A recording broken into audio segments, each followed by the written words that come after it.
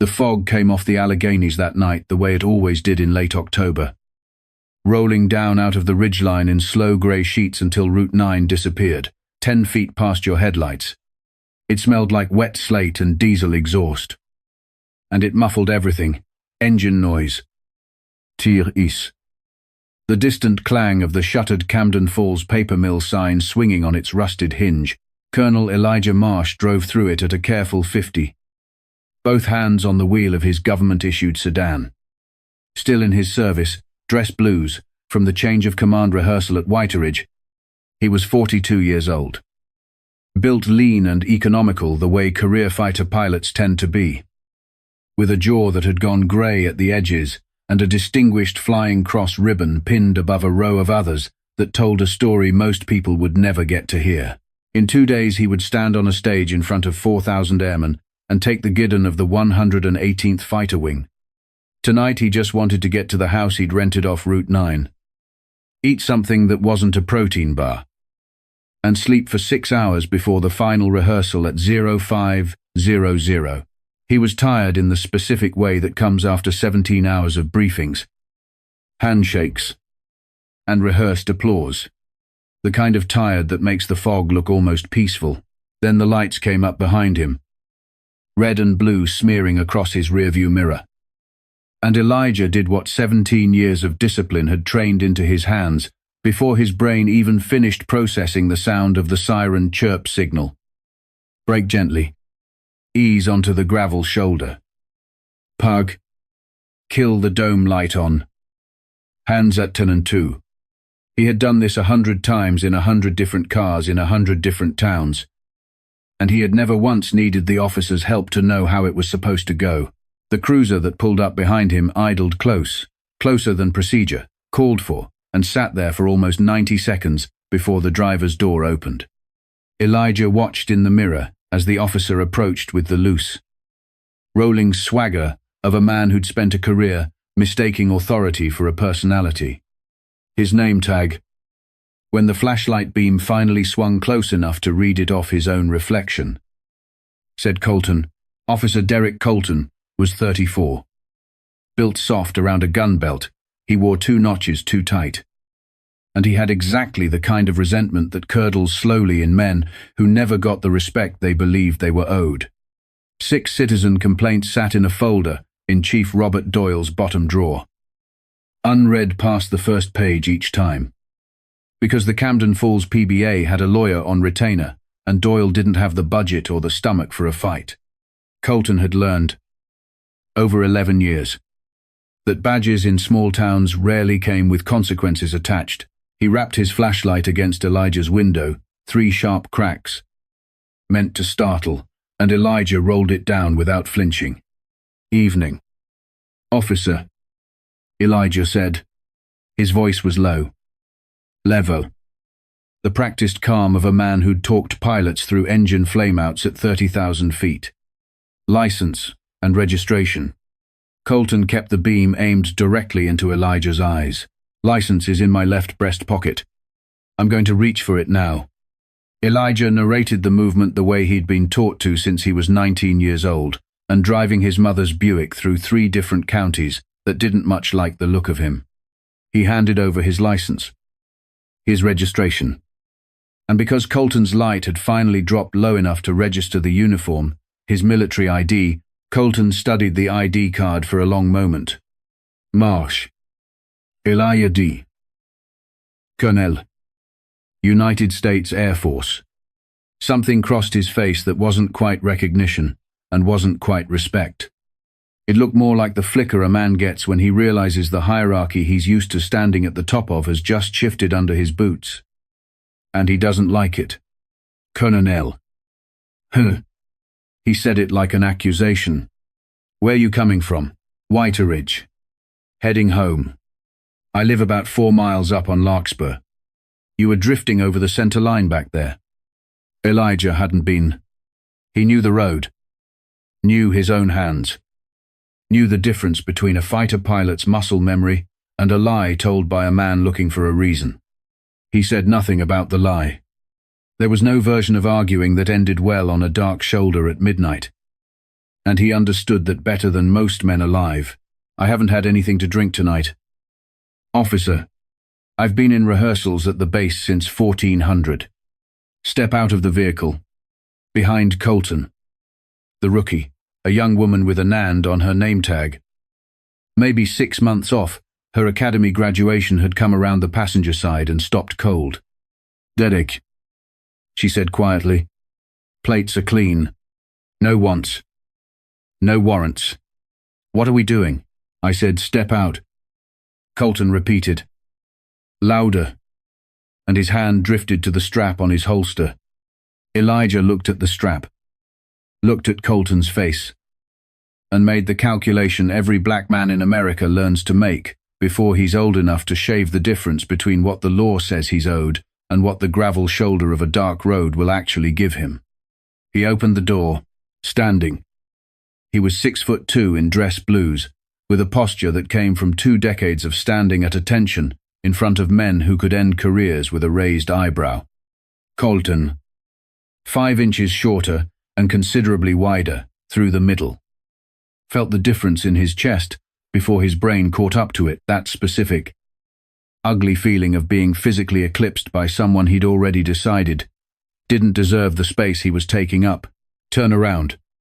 Hands on the vehicle. "Officer, I have done nothing to justify this, and I want that on the record. But I am complying." Elijah kept his voice flat, controlled, and turned slowly, hands rising to shoulder height. Palms open. Empty. He had briefed hundreds of young officers on exactly this kind of de-escalation, in exactly this kind of moment. He had never imagined delivering the briefing from this side of the conversation. "I'm going to put my hands on the roof now," he said, narrating again, because narration was armor. As he turned, the hem of his dress jacket caught against his belt, and his right hand dropped 3 inches. Instinctively, to smooth it flat, the same reflex drilled into every officer who'd ever stood parade ground inspection. "He's reaching," Colton screamed it. And even Anand's head snapped toward him in disbelief, because she had watched the entire movement and knew exactly what it was. The taser fired with a sound like a wet firecracker. 2 barbed prongs punched through the wool of Elijah's dress jacket and into the muscle beneath his shoulder blade, and 50,000 volts went through a nervous system that had once, calmly, brought a burning F-16 down onto a runway with 1 engine gone. There was no calm now. His body seized, every muscle contracting past the point his own will could override. And he went down hard onto the gravel shoulder, the side of his head striking the broken asphalt edge with a crack that Anand would hear in her sleep for months afterward. "Derek." "Stop, stop." She was already moving, already shoving at his arm as he triggered a second cycle. 5 more seconds of current dragging a sound out of Elijah's throat that wasn't quite a scream and wasn't quite anything human. His jaw locked. A back molar cracked audibly. Every nerve in his body was on fire.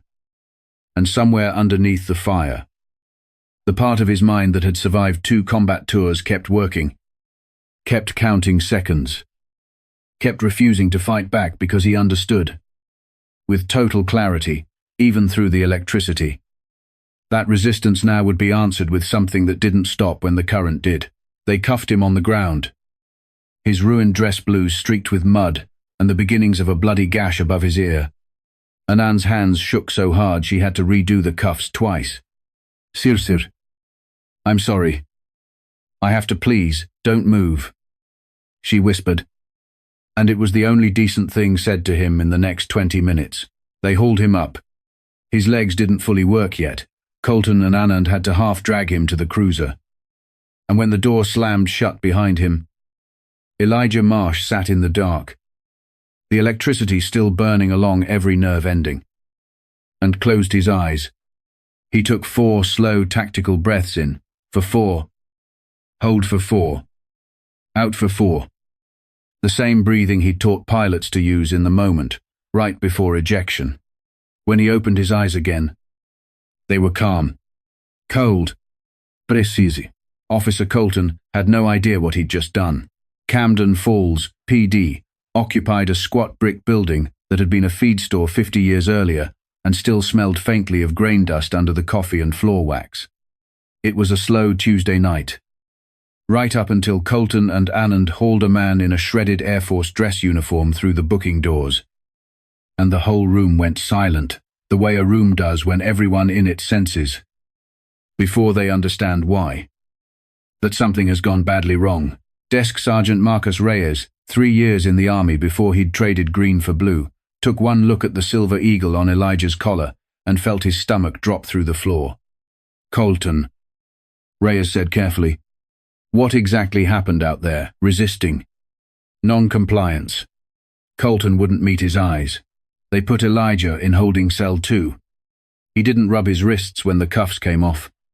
He turned, faced the bars, and spoke in the same level voice he'd used on the shoulder of Route 9. "I am an active duty officer of the United States Air Force. I am entitled to one phone call. And I am telling you now that if I do not check in with my command post within the next 30 minutes, they will begin looking for me. You do not want them to find me like this." Colton laughed it off and walked away toward the break room. Anand didn't. She came back 5 minutes later, with the wireless handset, and passed it through the bars without a word.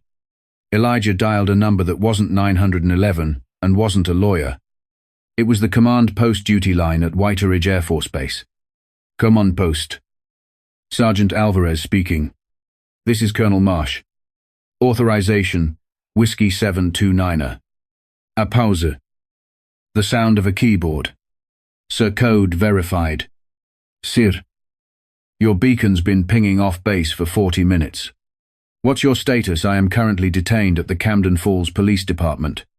I was subjected to an unlawful stop, assaulted with a conducted electrical weapon, and taken into custody without cause.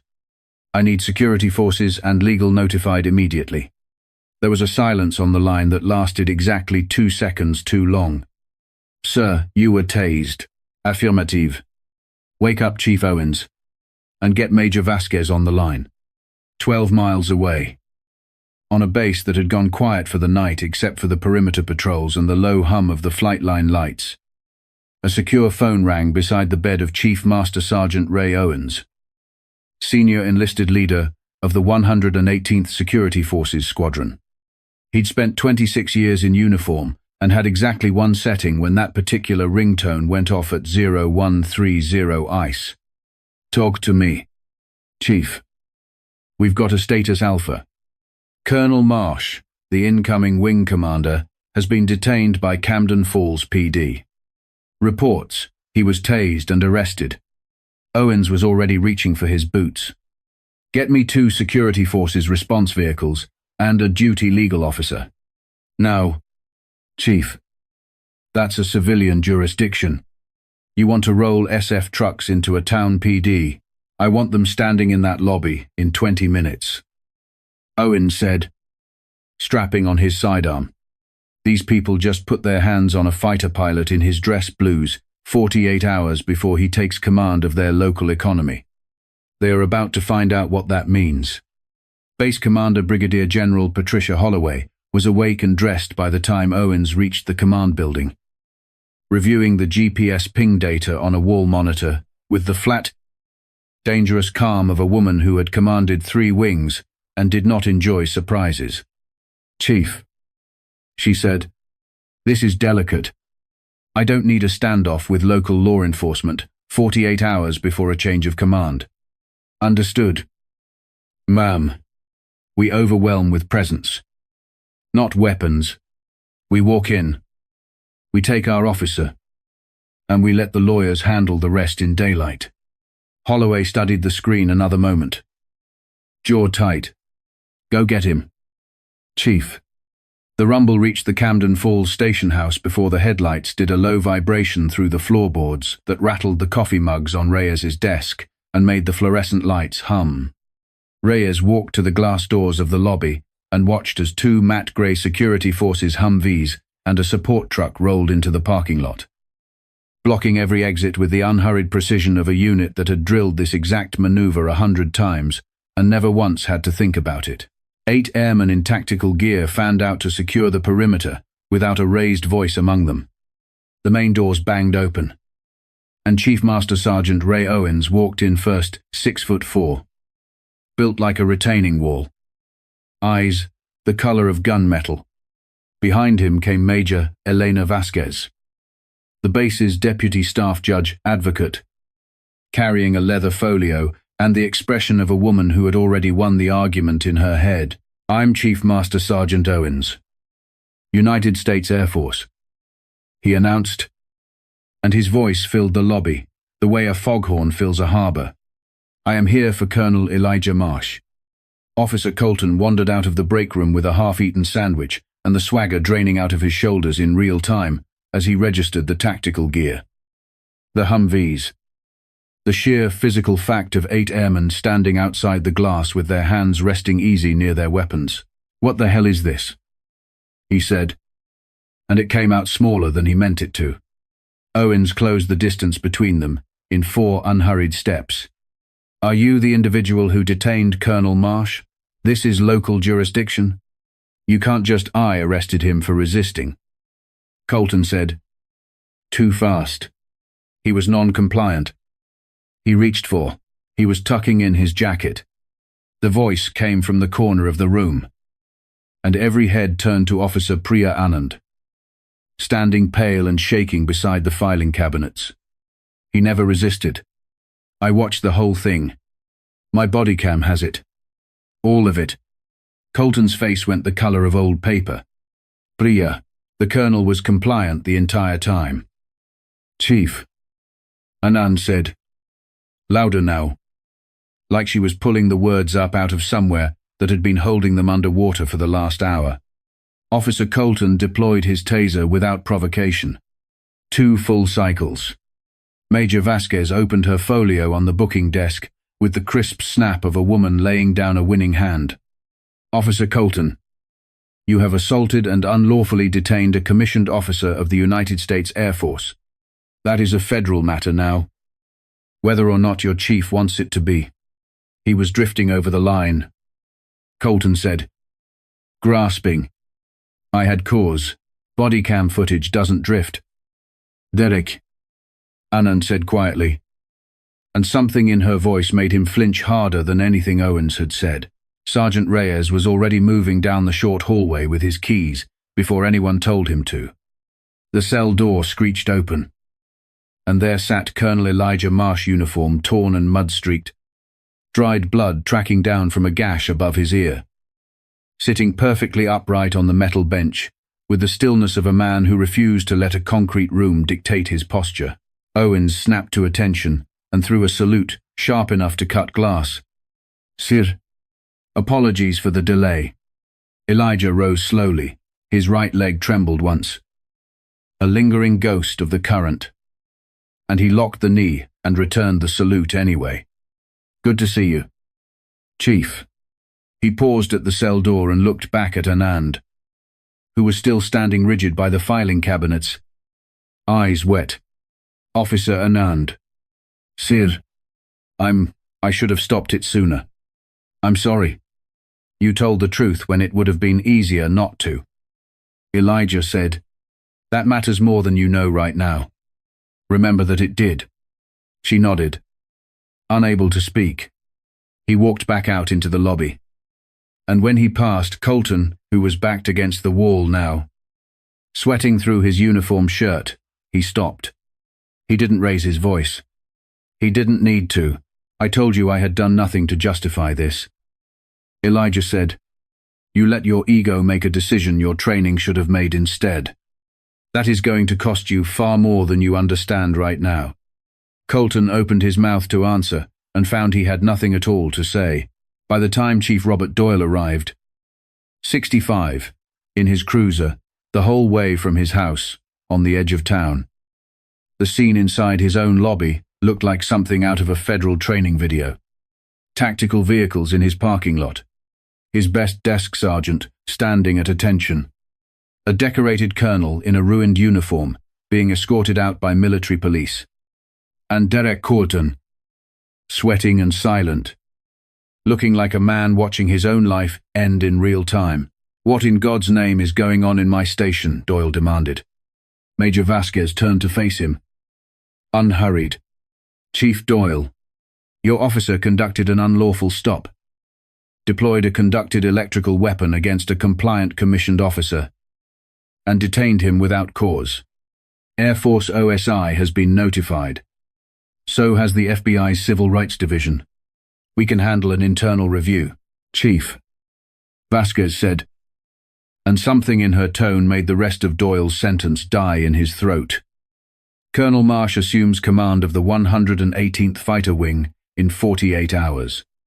That means, effective this week, he holds signature authority over every joint use agreement, every community partnership fund, and every mutual aid arrangement between Whiteridge Air Force Base and this town, including the Memorandum of Understanding that determines whether your department gets a single dollar of the federal grant funding that's been keeping your patrol fleet on the road. I would strongly suggest you understand the gravity of what your officer just did to that relationship." Doyle's face went the color of ash. Camden Falls had lost its mill 15 years earlier. What was left of the town's tax base ran almost entirely on Whiteridge, the contractors, the off-base housing, the federal impact aid that funded half the school district's budget, the joint economic development grant that had, just that spring, promised to finally repave Main Street. Doyle had sat in 3 separate town council meetings that year, listening to the mayor explain, in increasingly desperate terms, that if the base's upcoming realignment review went badly, Camden Falls would not survive it, and his officer had just tased the man who would be signing that review. "Give me your badge and your weapon," Doyle said to Colton, and his voice shook with something that was equal parts fury and terror. "Now." Colton's hands trembled as he unclipped his duty belt. It hit the linoleum with a thud that seemed to echo through the whole building. He unpinned his shield and set it on the booking desk, like it had suddenly gone red hot. 2 agents from the FBI's Civil Rights Division arrived within the hour. Special Agent Naomi Kessler had been driving from the regional office the moment the OSI notification came through, and she read Colton his rights in the same flat, procedural tone Elijah had used on the shoulder of Route 9 6 hours earlier. "Gregory Colton, you're under arrest for deprivation of rights, under color of law, and assault on a federal officer." "I didn't know who he was," Colton said, and it came out as close to a sob as an 11-year veteran of the force could manage. "That's not a defense, Officer Colton," Kessler said. "It's an aggravating factor. The law doesn't require you to check a man's rank before you decide whether he's allowed to breathe." They walked him out past Elijah, who stood by the door with an ice pack Anand had pressed into his hand, watching without satisfaction, without a single flicker of triumph on his face, just the tired, steady patience of a man who had seen this exact arc play out too many times in too many towns and had stopped expecting it to feel like victory. "You demanded respect tonight," Elijah said quietly as they passed. "Respect is earned. You have neither the discipline nor the honor to have earned it. And now you never will." Colton couldn't hold his gaze. The agents put him in the back of a sedan, and the doors closed on 11 years of a career that had ended. In the end, exactly the way it deserved to. The federal case moved with the particular speed reserved for cases the government has decided cannot be allowed to look weak. Colton's union-funded attorney, a sharp-elbowed litigator named Preston Kroll, tried the only play he had left in the plea negotiation room. 6 weeks later, threatened a trial, threatened to drag the colonel's service record through a media circus, threatened to make it a spectacle the Air Force would rather avoid. Brigadier General Holloway sat in on that meeting herself, in her service dress. 4 stars worth of career behind eyes that had commanded combat wings in 3 theaters. "Mr. Kroll," she said, when he finished his threat, Do you believe the United States Air Force is afraid of a public trial regarding one of its most decorated pilots? Colonel Marsh flew 41 combat sorties over hostile territory and brought a burning aircraft home rather than eject over a populated area. The public will not see a scandal. Mr. Kroll, they will see a hero. You are welcome to try that strategy. I would encourage it. Actually, Kroll closed his folio without another word. Derek Colton pleaded guilty to deprivation of rights under color of law and assault on a federal officer. The sentence, handed down on a grey March morning, was 14 years in federal prison, no parole eligibility for the first 10. Camden Falls PD was placed under a federal consent decree requiring 2 years of independent oversight, body camera audits, and mandatory retraining. A program the town's shrinking budget could never have afforded on its own, and which the Justice Department, notably, agreed to fund in full, a detail that did not go unnoticed by the mayor, who understood exactly which relationship had just been quietly repaired. Priya Anand resigned from Camden Falls PD the week after the arrest. 6 months later, she started at the FBI Academy in Quantico, on a recommendation that carried Special Agent Kessler's signature and, underneath it, in smaller print, a note from Colonel Elijah Marsh, commending her integrity under pressure. Elijah took command of the 118th Fighter Wing on schedule, 48 hours later than his own arrest. Still healing from stitches above his ear, standing on a stage in a fresh set of dress blues, while 4,000 airmen watched him take the guidon and hold it steady. He didn't mention Route 9 inches, his remarks. He didn't need to. Everyone in that hangar already knew. A year after that, on a clear October evening, with none of the fog that had rolled through the Alleghenies the night, everything changed. Colonel Marsh drove home from the base, along the same stretch of Route 9. Windows down. Radio low. There were no lights in his mirror. There was only the open road, the ridgeline dark against the last orange light of the sky, and the quiet, unhurried confidence of a man who had never once needed to raise his voice to prove what he already knew about himself. Power without discipline is just fear wearing a badge, and when it collides with something built on actual restraint, it never wins, it just finds out, the hard way, exactly how small it really was. If this story got your blood pumping, hit that like button, share it with someone who respects real discipline, and subscribe for more stories of justice finally catching up.